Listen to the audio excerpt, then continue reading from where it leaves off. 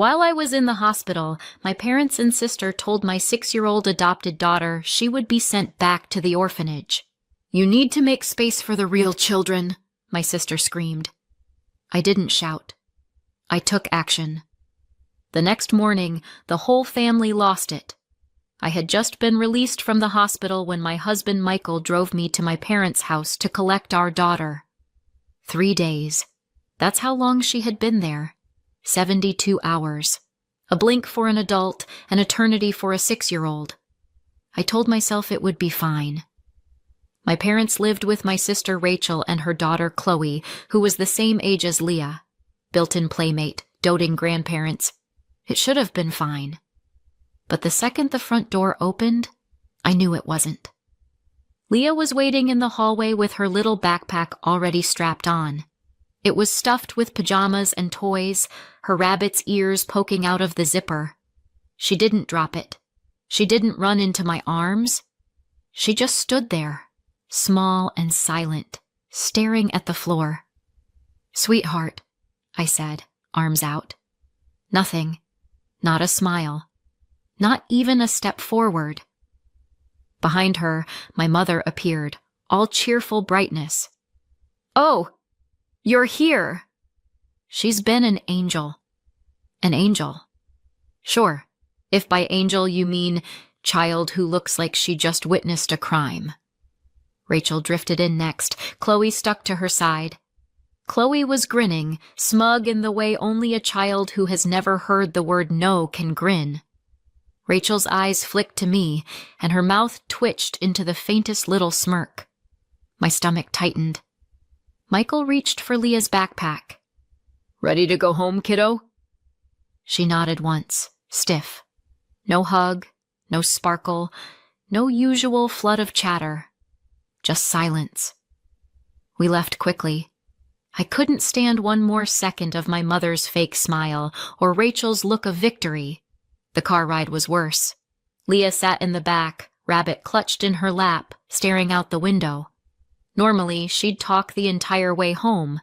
What Chloe said, what they ate, some new game they made up. But that day? Nothing. I twisted in my seat. "Did you have fun with Grandma?" A pause, then a shrug. "Everything okay, sweetheart?" Her little voice was barely audible. "Am I taking too much space?"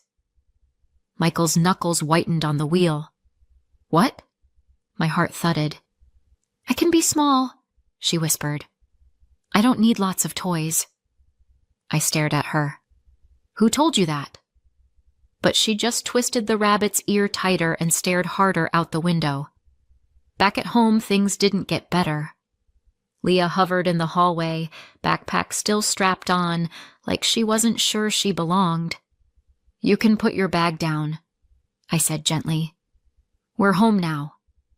No movement. "Sweetheart, put your toy back in the box before dinner." That's when she snapped. She dropped the rabbit like it burned her, shoved it into the toy bin, and burst into tears. "I'm sorry. I didn't know it was out. I'll be good. I'll make space. Please don't send me away." I froze. Michael dropped to his knees instantly. "Leah, hey, no one's sending you anywhere." But she shook her head wildly, sobbing so hard her words came out in broken gasps. Auntie said, "I need to make space for the real children. She said I'll go back to the orphanage." The words cut through me like glass. I knelt beside Michael, gathering her against me. She was trembling so hard I could feel it in my bones. "Listen to me," I said, steady and low, forcing every ounce of calm into my voice. "You are my daughter. You are not going anywhere." Her big wet eyes locked on mine, desperate. "But Auntie said—" "Auntie was wrong." My tone was ice. "You are mine. Always." Her sobs slowed, but the damage was done. The rabbit dangled from her hand like a casualty of war. I kissed her forehead, smoothing her hair, rocking her gently until her breathing evened out. Michael rubbed her back, silent. "But me?" My mind was already racing. Rachel. Rachel, who had smirked at me in that hallway like she'd already won. Rachel, who had the audacity to tell my daughter she wasn't enough. They thought they could break her in 3 days. They thought wrong. Later that night, after Leah finally fell asleep curled around her rabbit, I stood in the kitchen with a glass of water, staring out into the darkness. Michael hovered in the doorway, unsure whether to speak. I didn't. Not yet. All I could hear was Leah's little voice, shaking. "I'll make space. Please don't send me away." And all I could feel was the fire building in my chest. They had told my daughter to make space for the real children. They had no idea the storm they had just unleashed. I didn't always know what it meant to be the unfavorite. As a kid, I thought it was normal that my sister Rachel got the biggest slice of cake while I got the crumbs. Normal that she got applauded for coloring outside the lines while I got scolded for not staying inside them. Normal that every family photo looked like she was the prize and I was the prop. It wasn't normal. It was favoritism. But I didn't have the words back then. Rachel was the golden child, always. She could spill juice on the carpet and be called spirited. I could bring home straight A's and get asked why they weren't A+. You get the picture. And you know what? I swallowed it. I learned my role. Keep quiet. Be useful. Don't expect too much. But some things stay with you, buried under your skin like splinters. Years later, I married Michael. Sweet, conflict-averse Michael. And we tried for children. And tried. And tried. Each month another failure. Each doctor's appointment another piece of hope chipped away. Eventually, the verdict came. My chances of conceiving were almost non-existent. So we turned to adoption. It wasn't a whim. It was years of paperwork, interviews, waiting, and praying that some child out there would become ours. And then, Leah. 2 years old, wide-eyed, cautious at first, but mine from the moment I saw her. She's 6 now, bright, stubborn, a little tornado of honesty. She knows she's adopted. We've never hidden it from her, but she doesn't remember the orphanage. At 2, you don't hold on to those memories. Orphanage to her is just a scary word she's picked up from books or movies, the kind where sad-eyed children stare out windows. She has no real memory of it, which makes it even worse that someone used it against her. At first, my family put on their polite masks, forced smiles, fake enthusiasm. "Oh, how wonderful," they said. "Of course we'll treat her like family." But I could feel it, the stiffness in their hugs, the way my mother patted Leah's head like she was a neighbor's kid, not her granddaughter, the way Rachel's smile never reached her eyes. And then the comments started, always subtle, always sugar-coated. "It must be different from having your own. She'll always know she's not really ours." Little knives disguised as observations. I told myself it didn't matter. Leah had me. She had Michael. That was enough. But I was wrong. Because then the miracle happened. Against every prediction, every statistic, I got pregnant. 1 in 1,000, the doctor said. A fluke. A gift. And I was overjoyed. Not because Leah wasn't enough, but because she was. I wanted her to have a sibling. I wanted 2 children to love equally. My family's reaction? Not joy. Not celebration. Something colder. "Well, now you'll have a real child," my mother said, her voice sticky sweet. "Do you regret adopting now?" Rachel asked with that smirk I know too well. "The baby will need space." It could get confusing, growing up with a stranger in the house, my dad muttered. A stranger. That's what they called my daughter. Every time they said things like that, I smiled thinly and tucked it away. But inside, I felt it.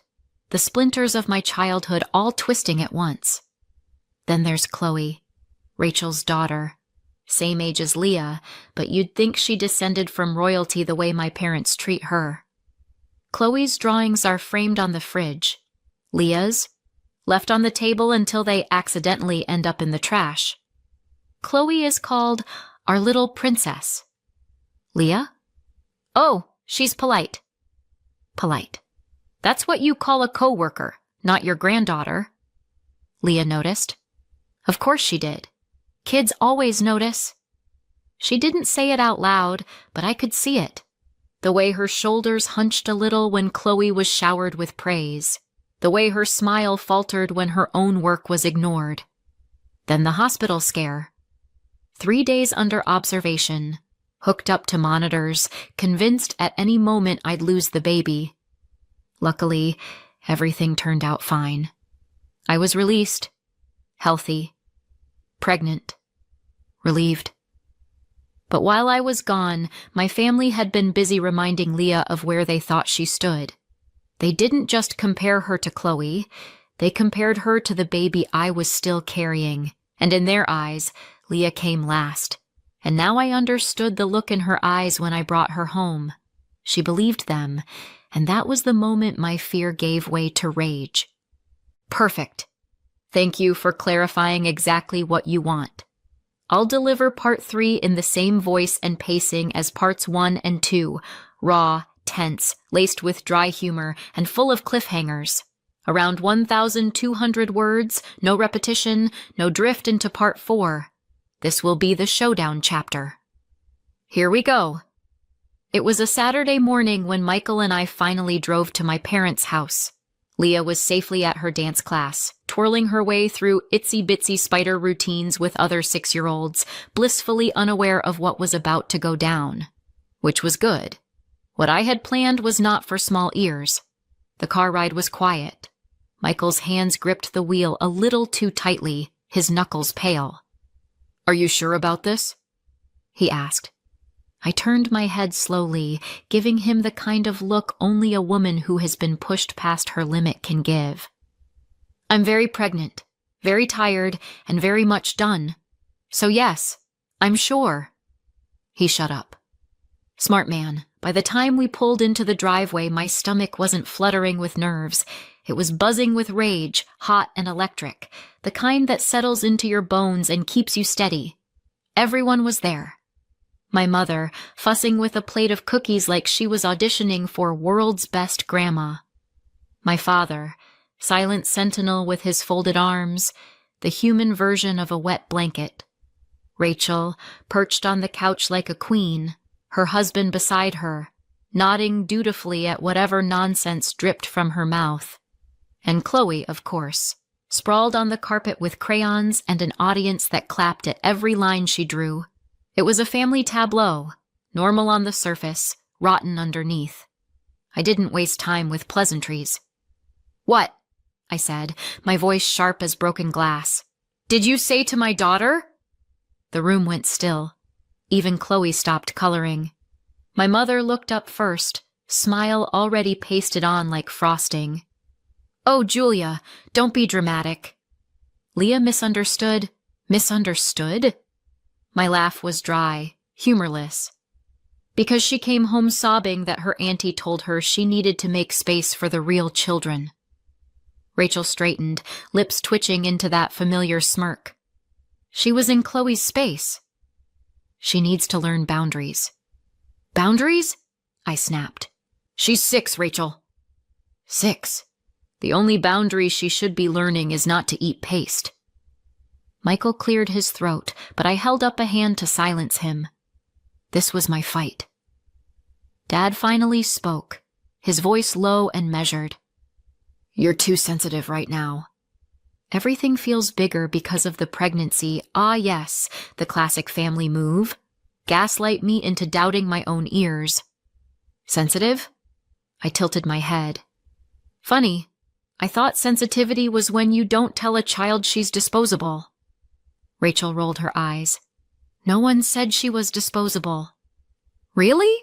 I shot back. "Because she told me Auntie said she'd go back to the orphanage." That doesn't exactly sound like a Hallmark moment. Rachel shifted in her seat, just enough to confirm I'd hit the nerve. Her husband squeezed her knee like he was her emotional support animal. We didn't mean it literally. My mother cut in, her voice syrupy sweet. It was just to make her behave. Behave. There it was, their favorite excuse. I leaned forward. You told a child who doesn't even remember the orphanage but knows enough to fear it that if she didn't behave, she'd be sent back. And you thought that was okay? Silence. Rachel's mask slipped, just a fraction. Stop pretending Chloe and that girl are equals. They're not. There it was, the quiet part out loud. My father didn't flinch. My mother didn't gasp in horror. Rachel's husband nodded like she'd just delivered the Gettysburg Address. Their silence was louder than any words. I sat back, oddly calm. Thank you, I said softly. My mother blinked. For what? For finally saying it. Because in that moment, clarity settled over me like a cold, hard blanket. They weren't going to change. They weren't going to suddenly see Leah as theirs. They weren't going to apologize. They had never accepted her. They had barely accepted me. Michael cleared his throat again, this time louder. They'll never change, Julia. I looked at him, and for once we were perfectly in sync. No, I said. They won't. Which is why they'll never see my children again. My mother gasped, as though she hadn't been the one to carve up my daughter's worth with a smile. Don't be ridiculous. We're your parents. Exactly, I said flatly. And parents don't treat their children this way. Rachel scoffed. Oh, grow up. You've always been jealous. That old chestnut. The word they'd beaten me with since I was old enough to speak. I smiled thinly. Jealous of what? That you're the kind of person who tells a 6-year-old she's not real family? Congratulations, Rachel. Gold star. Her face flushed crimson. We didn't stay long after that. The air was toxic, the walls closing in with every breath. Michael and I walked out without finishing the cookies, without saying goodbye, without looking back. The drive home was silent, but it wasn't heavy. It was clean. Final. Finally, Michael spoke. So what now? I stared out the window, watching the houses blur by. Now? We cut them out. His jaw tightened. All of them? All of them. I turned to him, my voice steady as stone. They wanted space. Fine. They're going to get more space than they ever imagined. That night, while Leah slept curled against her rabbit, I sat at the kitchen table with my phone. There was a group chat, of course. One I'd been in since the dawn of time. Photos of Chloe, reminders about family dinners, guilt trips about not visiting enough. I opened it, stared at the little thread of messages. Then, with one swipe, I was out. Gone. I started a new chat. Just friends, a couple cousins I trusted, Michael. The people who actually mattered. And then I started planning my baby shower. This time, I wouldn't be the one begging for space. I would be the one taking it back. The phone calls started the moment the invitations went out. First my mother, her voice a shriek down the line. How dare you exclude us? We are your parents. Then Rachel, nastier. You're pathetic, Julia. Hiding behind that girl, poisoning her against us. You'll regret this. My father weighed in too, though his tone was calmer. This isn't how family works. You don't just cut people off. Really? Because they'd been cutting me off since birth. Slice by slice, comment by comment. When I stopped answering, the texts started. Paragraphs of guilt-tripping, veiled threats, attempts to rewrite history. I muted the thread. Let them scream into the void. But they didn't stop there. Oh no. They called around, spun their story to anyone who'd listen. A cousin rang me up, sounding bewildered. Julia, your mom said you banned them from the baby shower. Is that true? Yes. She said it's because you're unstable. Because of the pregnancy. I snorted. She told my 6-year-old she isn't real family and threatened to send her back to the orphanage. That's why she's not invited. Silence. Then a stunned, "Oh." Word travels. And with every "oh," another seed of doubt got planted in the wider family tree. Saturday afternoon, the house was glowing. Streamers taped across the living room, a cake from my friend Sarah on the counter, stacks of tiny pink and blue plates. Friends, a few trusted relatives, laughter bouncing off the walls. Leah darted between guests, handing out napkins like they were treasure maps, proudly announcing she was going to be a big sister. She beamed when people called her the helper or the best big sis. For once, she wasn't on the sidelines. I wanted to freeze the moment, keep it safe. And then the doorbell rang. Michael and I exchanged a look. He shook his head slightly, already knowing. I opened the door, and there they were. My mother, holding a bakery cake with sagging frosting. My father behind her, stiff as ever. Rachel striding forward like she owned the place, her husband dutifully lugging a giant gift bag. The room went quiet. My mother's smile was all teeth. "Surprise!" We couldn't stay away. Family is family, after all. Behind me, I could feel my guests shift uneasily. Some hadn't realized they weren't invited. Now the question hung in the air. Why not? I stepped aside. Because what was I going to do? Wrestle the cake out of her hands and slam the door? Number. Not yet. They entered like they were saints walking into church. My mother handed off the cake to Sarah, who nearly dropped it, and immediately announced loudly, "Oh, what a lovely gathering! This baby will bring the family together properly. Properly." The word landed heavy, but no one challenged it. Not yet. I stood near the fireplace, watching as they mingled with forced charm. Rachel clutched her gift bag like it was proof of her devotion, her husband nodding at her every word. My father hovered silently, the permanent shadow to my mother's sunshine. The performance was perfect. On the surface. But every so often, the poison slipped through. "Of course this one is different," my mother said to a group near the kitchen. "Your own baby, it's just special." I saw a cousin's eyebrows shoot up, but she stayed quiet. Rachel, half laughing at the punch bowl. "Chloe has been so excited. She says she'll teach the baby everything. It's different, you know, when it's blood." Blood. That word hung like smoke. Guests shifted. Whispers started. Still, no one said anything. I stayed silent too, calm, patient, because I knew what was coming. The breaking point arrived 10 minutes later. One of my friends crouched down to Leah, smiling warmly. "You must be so excited to be a big sister." Leah's face lit up, shy but proud. She nodded, clutching her rabbit, and Rachel, leaning toward her husband but not nearly quiet enough, muttered, "Please. She's not even a real sister." The room froze. Leah's smile collapsed. My chest went cold. Rachel realized too late she'd been heard. She straightened, eyes darting, scrambling for a save.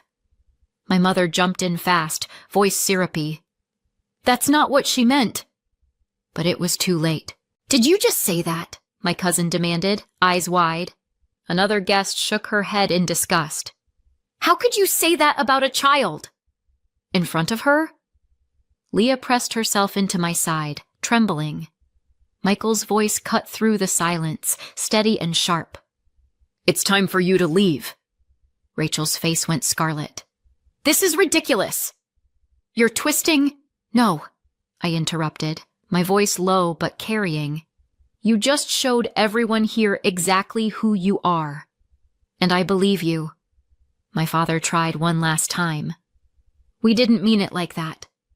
"You're overreacting." I barked a laugh. Dry. Bitter.